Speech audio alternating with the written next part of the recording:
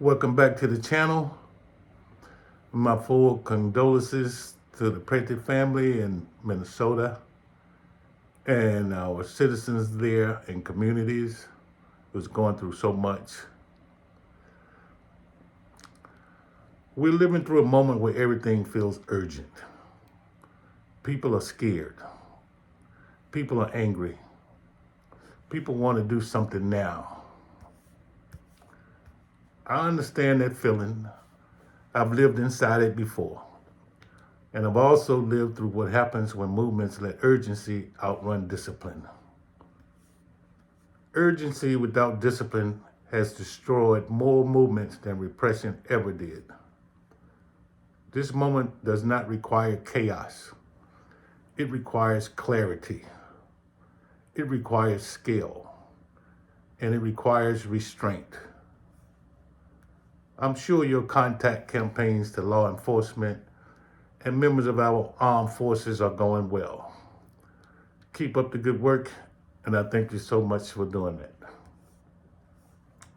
Today, I want to explain why we are not engaging in group actions yet, and what we are building instead, and how discipline restraint is not weakness, it is our strategy.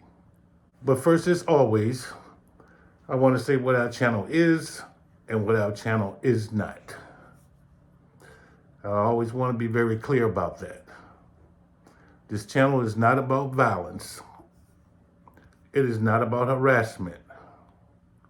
It is not about targeting workers, families, or individuals. This channel is about standards, civic standards, legal standards, human standards. We do not pressure people. We pressure policies. We do not shame individuals. We demand transparency and accountability from institutions. That distinction matters. It keeps us lawful, it keeps us credible, and it keeps us effective. I watch movements rise and collapse. Most don't fail because they lack the passion. They fail because they move before they are large enough to be protected. 10,000 angry people are easy to dismiss. 100,000 calm, disciplined citizens are impossible to ignore. Small groups are ignored. Medium groups are marked. Large, disciplined groups change behavior without even raising their voice. That is not theory, that is history. Our campaign. So today we are naming what we are building. The campaign will be called Standards, Not Force. I'll repeat that. Standards, not force. Because force escalates. Standards constrain. Our campaign is not an action plan. It is a framework. A framework that says institutions that operate in our communities must meet basic civic, legal, and human rights standards. We don't approve of companies and corporations that support or assist in tearing families apart, deporting hardworking people, locking up children, or causing chaos and murder in our neighborhoods and communities. If they do not meet our basic civic, legal, and human rights standards, we, the public, has the right, peacefully and lawfully, to demand transparency and change.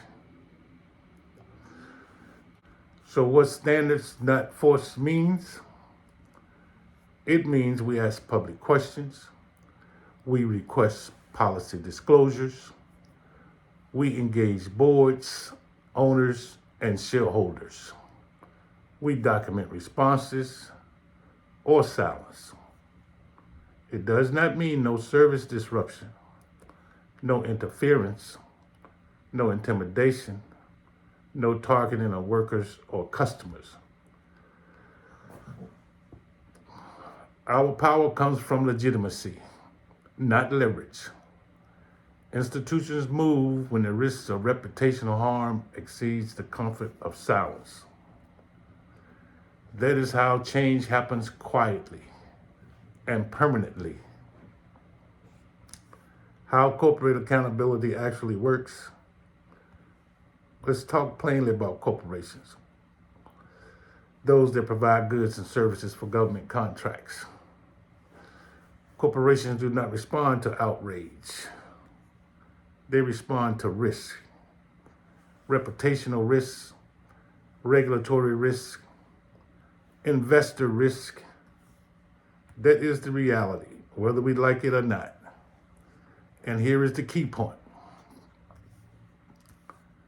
Lawful, disciplined, public scrutiny creates risk without confrontation. This applies across industries, big oil and energy. Energy companies operate under intense public and investor scrutiny already. They publish ESG reports. They hold shareholder meetings. They answer to boards and institutional investors.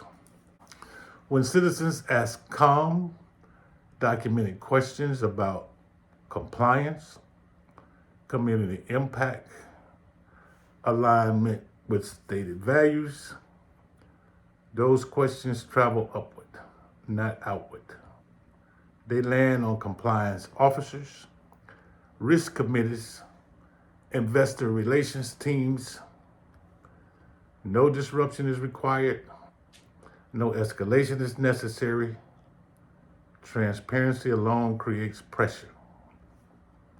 Airlines and travel. The travel industry is uniquely sensitive to public trust, brand perception, regulatory oversight, calm, lawful questions about contracts, policies, customer protections, public commitments. They do not land on flight attendants or gate agents. They land in executive offices. And those offices respond when scrutiny is consistent and credible. Hotels and hospitality. Hotels survive on reputation. They operate through ownership groups, management companies, franchise agreements. Public requests for clarity, not demands, not threats, create internal conversations that never make headlines but change behavior. Food chains, grocery, and retail. Large food and retail chains are governed by public standards, brand trust, consumer confidence. Calm, documented engagement does not attack workers behind the counter. It asks leadership to explain their policies, their values, and their practices. And silence becomes a statement. But first, we build scale. Right now, we are thousands. That matters. But it is not yet protective. Before any coordinated effort begins, we must grow calmly, intentionally, transparently. Our next milestone is 50,000 people who understand restraint as strength. After that, 100,000. Then millions. Imagine 1 million plus emails into a major airline boardroom requesting copies of contracts where they have agreed with the government to deport documented and undocumented people from the United States. That would get us faster to the goal of making our country better than marching for the next 2 or 3 years in spectacle and chaos. Our scale up protects participants.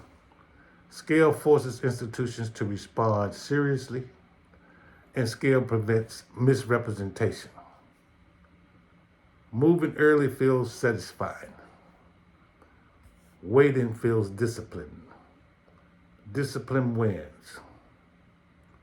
Restraint is the strongest position. It frustrates people because it feels passive. Restraint is strategic patience. Every reckless act gives institutions an excuse to dismiss legitimate concern. Every disciplined pause removes that excuse. When we speak calmly, when we grow deliberately, when we refuse to escalate, we deny our opponents the narrative they are waiting for. That is power. So your role right now. So here is what we're asking you to do, and only this. First, if this message resonates, subscribe. Share this video with one serious person, not everyone, just those that are serious. Third, do not act independently. You do not have the support we need yet. Do not improvise. Do not escalate. When we move together, or we don't move at all. This is not hesitation. This is preparation. Once we reach the size required for legitimacy, 50,000, we're about 25,000 strong now.